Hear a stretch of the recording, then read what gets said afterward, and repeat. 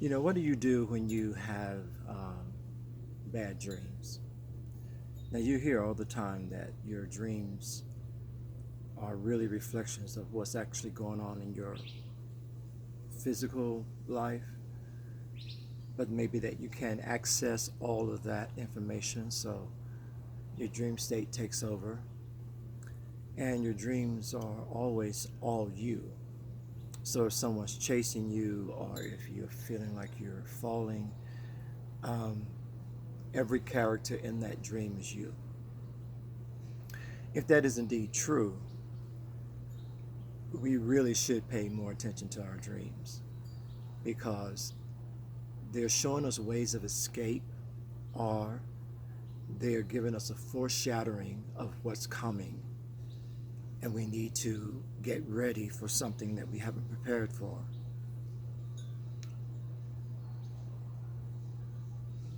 Or it's giving us an idea of a future that we've yet to inhabit.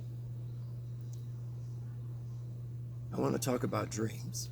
I want to talk about dreams, and I want to talk about compromising when you know more than you act like you know, and you dumb yourself down or you play small so that you can fit in. There comes a point where when you can't manifest who you're supposed to be in your everyday life, your dream state will take over and begin to show you things about yourself, about where you're headed, or what you possibly could be doing, that will almost make it difficult for you to continue doing what you were doing in your everyday life. Your dreams are just a wake-up call. They're really asking you to pay attention. Pay attention to the minutiae. We live in a day and age where people will tell you that there are no more miracles. You know, the miracles of the Bible were just fables made up to anesthetize masses. But I don't know if we need miracles like walking on the water, or turning water to wine, or causing a lame person to get up and walk. I think every day that we live is a major miracle. When you consider all the things that have to go right in that day, not just in your own body, but in gravity and climate cooperation, if anything was out of whack, if anything got out of whack, we would be in trouble. So we're living in this miracle age, and we know we are, but the compromise that we exhibit is that we don't believe we have the right to dream bigger than what we think we are personally capable of creating. And so when you lay down and you start praying these prayers to the God you believe in, to create an opportunity for you to have a bigger life than perhaps you think you can do on your own, I would like to think that he's probably somewhere out there shaking his head, because he knows he's given us everything we need inside of us, but we don't access it. We're anesthetized to it because of drugs or drinking or anger or depression.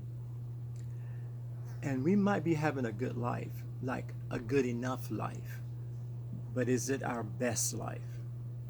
Those are the questions that you have to find answers for in your waking life. And if you don't, then pay attention to your dream state, because what's happening there is the answers you seek are also seeking you.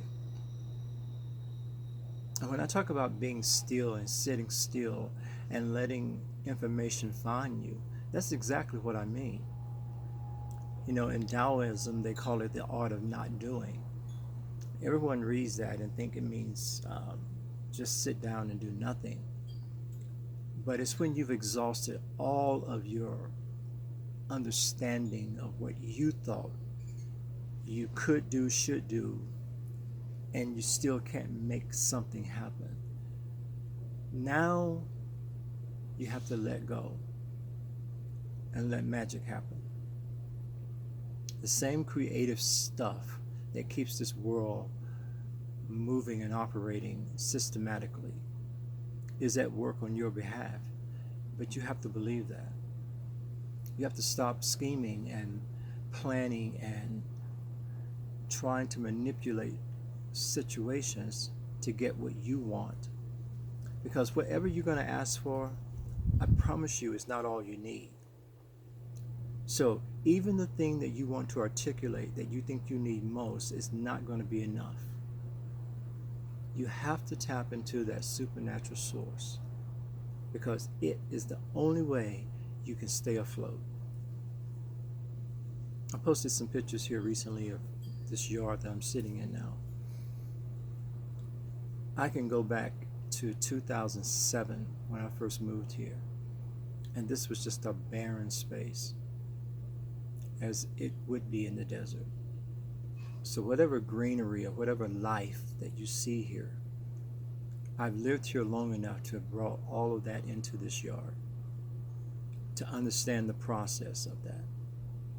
Why should my personal life be any different?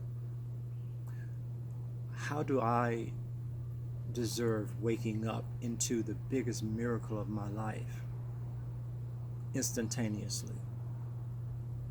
Or can I accept that every day I wake up, I'm in position for the biggest miracle of my life, and let that be enough?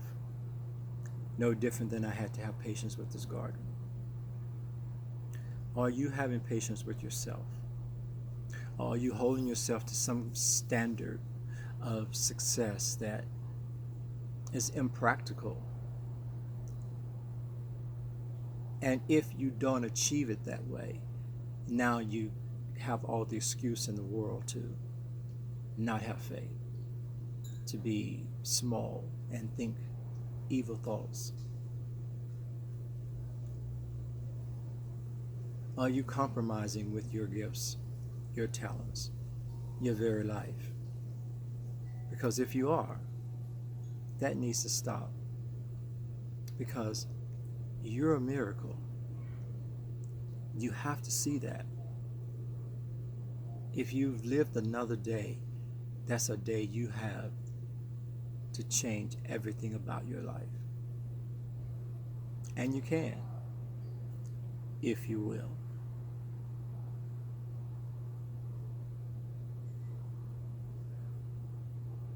That's it. Peace.